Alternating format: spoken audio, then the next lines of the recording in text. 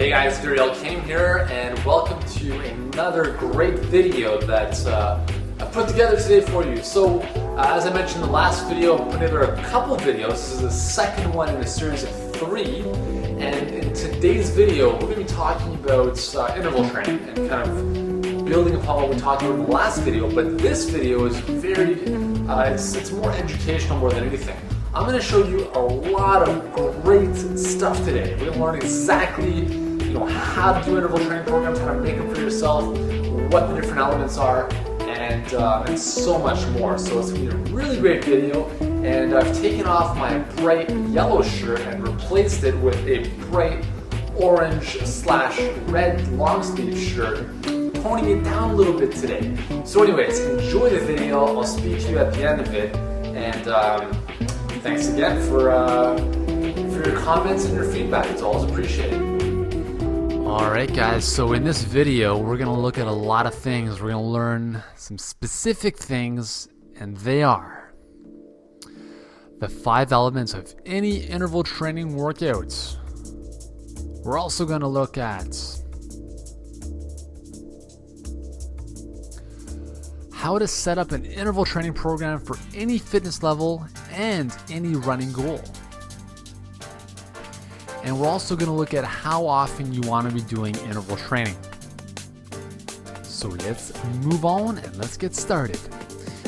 Let's begin with the 5 elements of an interval training workout. Now again, we're calling back this graph on the right side to give us a visual depiction of what I'm talking about. So there are 5 elements. The first one, the work interval intensity.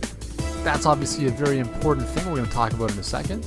Secondly, we're going to look at work interval duration. So in this graph, work interval intensity is depicted by the orange bar. Work interval duration obviously would be depicted by the orange bar as well in terms of its width.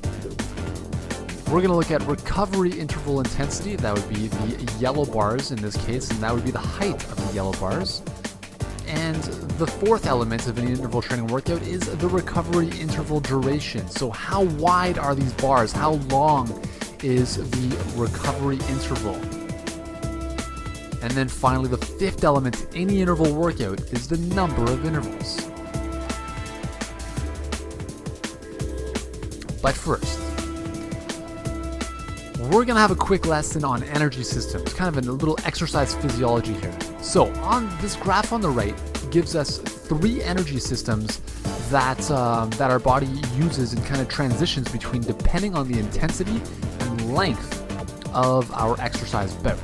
So we're not going to worry too much with the blue one, the one that has a big spike up to that 100%, because that's known as our phosphagen or our ATP-PC system, and that's mainly used for one-off type of things like jumping, sprinting for about 5 to 10 seconds, quick little movements like that.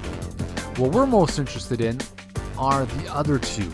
We're going to be looking at the glycolytic and oxidative systems, or the anaerobic and aerobic systems specifically. So in this graph, we're going to look at first the glycolytic system, also known as the anaerobic system. This is depicted by the kind of reddish, pinkish line in the middle of the graph here. And what this system basically does, this is the system that kicks in after about 30 seconds of intense work. And it's this anaerobic or glycolytic system that produces lactic acid as a result of switching to that energy system. The reason we switch to this energy system is because our bodies are not able to produce enough energy at that current intensity. So basically we have to switch energy systems, so we're not getting, anaerobic means we're not getting enough oxygen. So we can't produce enough energy from the oxygen we're getting from a given intensity, so we switch over to this energy system to produce more energy, but as a byproduct we also produce lactic acid. However, we can't maintain this type of intensity for very long, and that's why you see this decline in that line after about 45 seconds to a minute. And think about this, try to run as fast as possible for as long as possible. You kind of die off after around that time. Then we switch into, I guess, our base, if you want to call it our base system, is our aerobic or oxidative system. And this is what we use at a very light intensity and long duration. So, our talk test pace, a pace whereby we can produce enough energy for the given task, at that given intensity. So a lighter, longer duration run would be mainly oxidative, and as soon as we pick up the pace to a higher intensity, then we'd kind of transition into more of an anaerobic or glycolytic energy system. So hopefully that makes sense, and if it doesn't, just leave a comment below this video and I'll hopefully clarify that for you. Alright, and now let's get back to the show.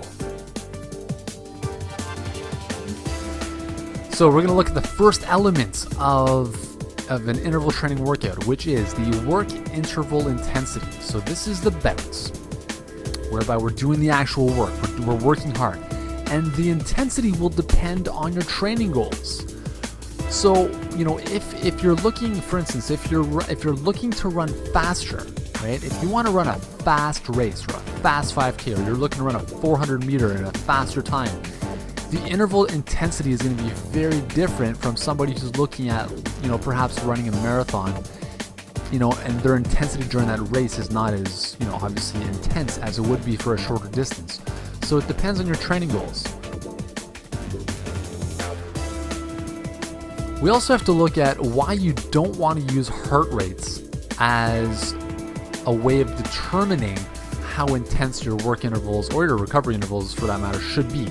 The reason for that is because your heart rate is constantly fluctuating during the workout. It's never an accurate representation of intensity. For instance, your first interval, if we're doing intervals of 1 minute, if you're working at based on your maximum speed at 90% for a minute, your heart rate is going to gradually increase during that minute. So to say, maintain a certain heart rate is a little bit tough. Initially for that first interval, it's not too bad, but as you start to increase the amount of intervals that you get over time during the workout, you're actually going to have to decrease your pace to maintain that same heart rate.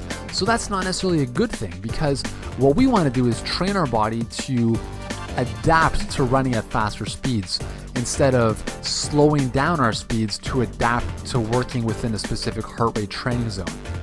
So that's why personally I never really use heart rate as a determinant of speed or intensity in interval workouts. Now, I've mentioned this in the last video, intensity has the greatest impact on performance and health improvements. We talked about the impact on cardiac health in the previous video, and all the impact that intensity has on performance improvements of all kinds, whether it's fat loss, running faster, running longer, and all sorts of other measurements of becoming a fitter individual. So it's all about the intensity. And generally, as a rule of thumb, the more intense an exercise bout, the less long we can sustain that, right? So that makes sense. If you sprint as fast as possible, you can't do that indefinitely. So it's an inverse relationship. The faster you run, the less long you're going to be able to do that interval for. Okay? The lower the intensity, the longer the duration.